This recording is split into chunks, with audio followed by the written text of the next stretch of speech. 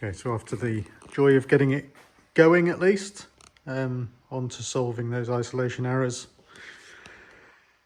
I kept getting a couple of isolation errors, AO35 and 142 from memory. I just had this really weird gut feeling about my motor cable. You can see it there. It was on a little bit of tension. So I think it must have been getting some leakage into the bottom of the penthouse somehow. I've been wiggling it around and moving it, and now I just have a power reduced function. So I think it's just moved a bit of strain into a different part of the motor connector. So what I think I'm going to have to do is just have a rethink, maybe reroute it to take all the strain off. But that's good news anyway. Finding the problem with this sort of thing is always a good start. I put the doors on and put the headlights in just to see how many errors I can get rid of, and actually so it can see that the doors are shut. So I've taken it out of service mode and let it just go to sleep naturally. So I'll leave it off service mode overnight now, I think, just to let it sit. And then come back. So I'll strip those front doors off for sale. I'm not sure what I'm going to do about the wing mirrors. I might keep them. Wouldn't really go with the Gullwing, that's all, but you never know. The modern mirrors on the Beetle work quite well, and having the auto fold and the auto dimming and all that kind of thing would be nice. But yeah, obviously I've got to strip out the handles, the release switches, the speakers. There's also a pressure sensor inside the door for side impact for airbags.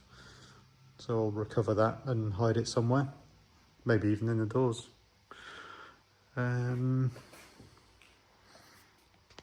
yeah, as I was debugging, I was sort of improving grounds, just double checking power connections. I didn't need to end up doing anything with those terminals. Well, not so far anyway. Yeah. I did try an aftermarket generic DAB FM antenna that I found on eBay. It was only £6, so I figured it was worth a go. Had the same FACRA, I think, connector it is, which would have replaced this unit, I think. Where did it go?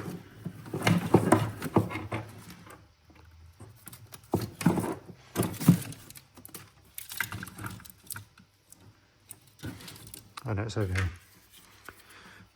And these have different plugs. So these are the embedded ones in the rear screen that it goes into. There's one in this one, which is called FM DAB antenna. And there's also one in this main module.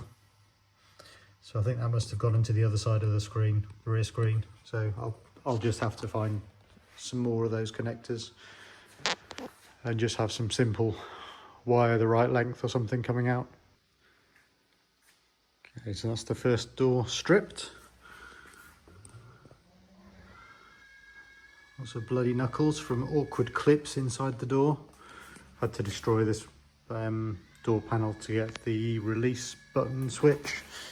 This was heat staked on inside. And you've got this bit with the electric window switch. It's the emergency release for the cable of the latch, which I'll probably try and keep in somewhere. Obviously I don't need the electric window switch. Over here to what's left on the loom, there's the cable for the mechanical latch. There's the latch, which will end up living in the sill somewhere. So the door handle with its electrical connections for the contacts. What else have we got? I think that one's for the wing mirror. Got the little light, the puddle light on the bottom of the door. That's actually, well, the sensing of whether that's on or off is what the car decides whether the door's open or not in the latch, weirdly. So there's a release switch that I've scavenged from the handle assembly. And this is the pressure switch for the airbags. So that's going to be nice and easy to hide somewhere.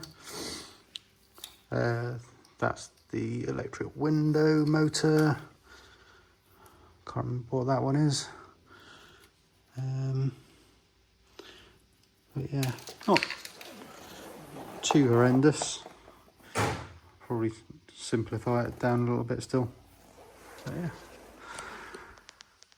How's the door to go? As I've been messing around with the power on, figured I might as well try some AC charging. No, I haven't actually got the DC charging cables attached. Just the cover to keep the interlock happy. And same with this, just got the connector plugged in. Wound it down a bit as well, just to 8 amps, just because it's on a 3-pin. And it'll do a bit more, but I'm not fussed. I'm just going to take it up to 60% or so. Don't want it sitting with loads of power.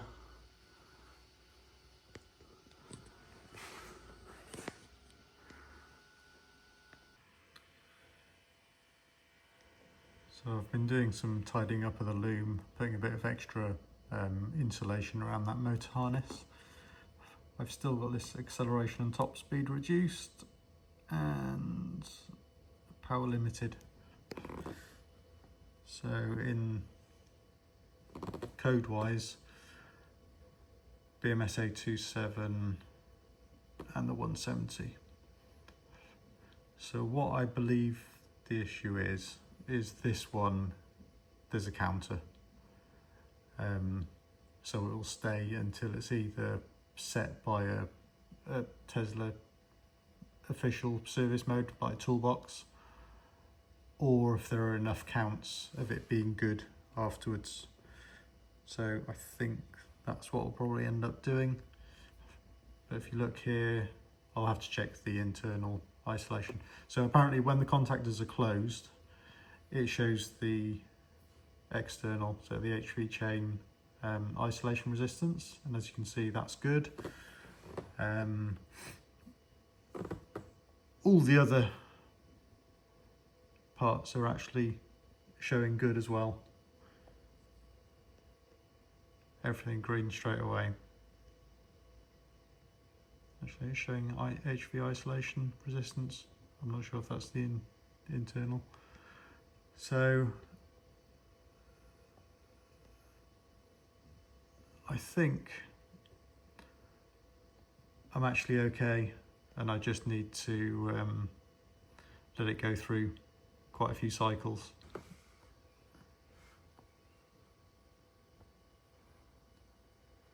Apart from, no, not too many. So the limp and the power, it's all about windows and selfie cams and occupancy sensors. I haven't got the wiper motor plugged in. But I think that is purely from just me trying lots of times before, wiggling the motor cable, and it's just latched that error. So fingers crossed. And then when you go to the customer alerts, it's only those two. So one of my aims is to get it when it's finished. I don't want any alerts. So that should be good. Oh no, I've got low washer fluid, I'll survive. So yeah, on to the next job. Right, so I know it's not going to fit, but I just wanted to get a little boost in motivation. and to see where the main parts are, that need to move, and also to see if the seat spacing is going to fit inside. But I'm fairly sure that I'm going to have to cut all this down to about here, and obviously the dash is going to move back a fair bit. I don't know if you can see.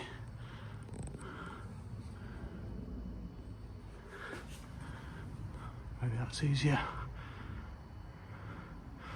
Yeah, so I think the scuttle's going to pretty much fall on top of the screen.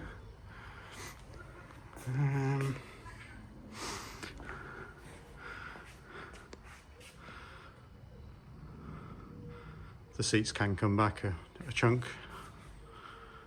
And the other thing I wasn't expecting was that these are going to clash. I think the return under the body, just in there, is a bit too much to drop down. But yeah, it's been a real pain to do on my own. I've had to end up putting some marks on the floor to just dropping down from the wheel arch centre lines. So let's see if I drop it down a bit more.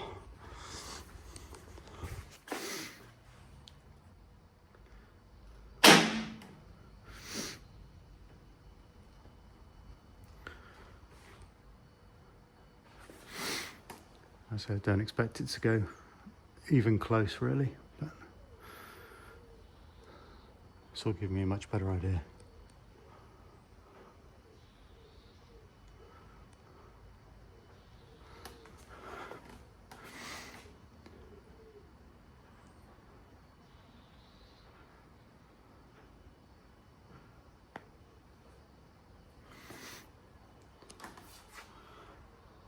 That's going to hit my charge port controller.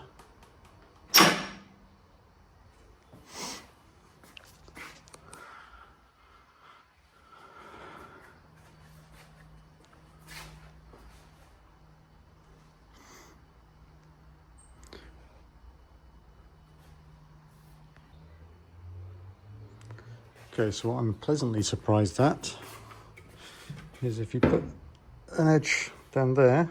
Obviously I've been doing a very minor amount of tweaking, but there's no force there. But going up the tyre, that's about flush with the arch. And if I go on the other side,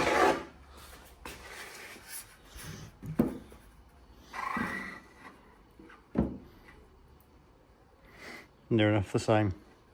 So I think what I'll do is just put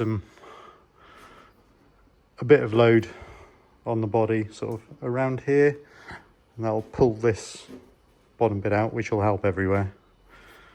And it'll just give a better tyre coverage.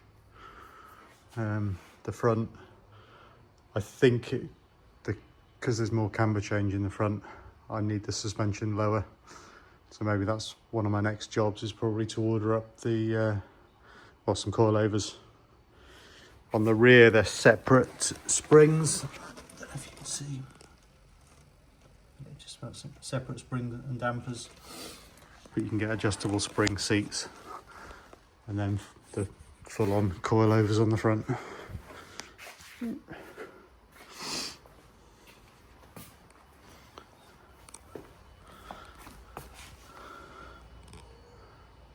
Yeah, fairly chunky things. But as it sits at the moment, the bare chassis, it needs to come down about 2 inches.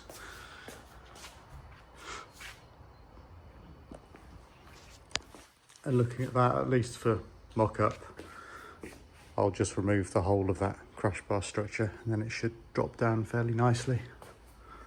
And yeah, all that steering and screen will have to come back. Didn't look at the seats. I might just about get away with that. I think that will fit within the body, but it does have to come down a fair bit. I'll get the tape measure out and see how much more it's going to come down. When I set this up, these 2x4s, are actually setting the body at ride height when it sits on the floor. So it has to come down a long way. Okay, so that's the front end truncated, basically the crash bars. So you got the smaller one, the lower one that went in here, and this bigger one that went in there. And you've got the main crash beam, this lower one, what they call the ankle catcher, and then this plastic cross moulding. So the radar unit fits in there, and the bonnet catch, and then just wiring harness supports and things. So that just leaves the radiator here. So it literally just pushes into bushings at the top there. So the bottom connects onto the plastic frame. I think I will end up moving that a bit more vertical and higher. We'll see though, it might fit in okay. So there is definitely a bit of a bulge in the front. So the way my body was done, this lower section of body is actually a bit taller. I'm in two minds whether to put it back to original, but to be honest, I think the bumper's going to cover most of it anyway, so I'm not that bothered. I'll see how it looks with the bumper on. But lining all that up, might get lucky and that will sit inside that little bulge, or I'll lift it up and back so it's got some direct air cooling. But generally these need cooling for charging. Also, I'm not sure if I mentioned this before, but luckily mine is a very early heat pump model, so I don't have a regular AC condenser as well as the radiator, so that makes the front end a lot simpler. So just these water pipes on either side to consider. That one and that one. Okay, so I'm marking out what I need to cut from the rear. So old tech, but it works. So piece of string with a bit of brake pipe on the end just to weigh it down and get a center. So what I've done is also I've worked out how much the body's got to come down to the chassis, also considering that it's sat about 2 inches high at the moment. So, well, in this particular instance it's 495mm, so I've got that black mark there, so I can run around the chassis and see where I'm going to need to cut things down. But for the moment what I've been doing is just walking the string along the inside edges of all these return flanges. As you can see, putting some dots around, so they can be my first cut line. So you can see the rear boots are actually going to be extended, the main bit. Those shotguns, these main beams here, are actually in quite a good place in the end. I might actually end up making a new bolt-on one that just follows the form of the rear boot a bit better. So you want to drop that, well, keep that low height and extend it all the way back. And my idea is to have a full-size spare wheel down there.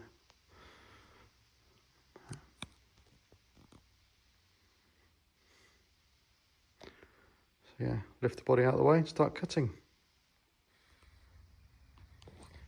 And getting a bit further. So some bigger jobs now. So obviously, as expected, that's going to start coming down to hit the radiator to move various brackets and things, but it's sliding past the frame there.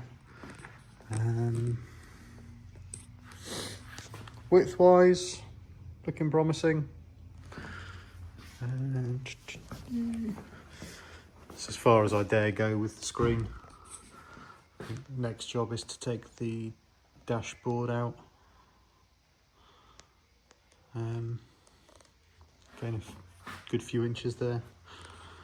All this is going well. I think ultimately I'm going to have to trim the top of the wheel arches off. Not too much, hopefully just the flange, and beat it down a bit. It's all dropping down okay, tight, but that's how I like it. I think it should be good. I cut the bracket off. This is for the charge port controller, so I'll probably rivet that back onto the arch, keep it neat, and then I'll have to figure out where I'm going to put the charge port. I'm not 100% sure. I'd like to keep the flap, but then I'm not sure if I'll keep that shape. I think I'd like it to be a bit less distinguishable, but we'll see. Right. Yeah, it's coming on nicely.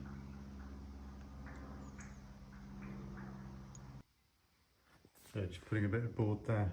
Gonna have to get the 9-inch angle grinder out and trim that down, because it is poking a bit higher than it needs to. Yeah, the lower it is, the less hassle it'll be for me jumping in and out, especially with the body on.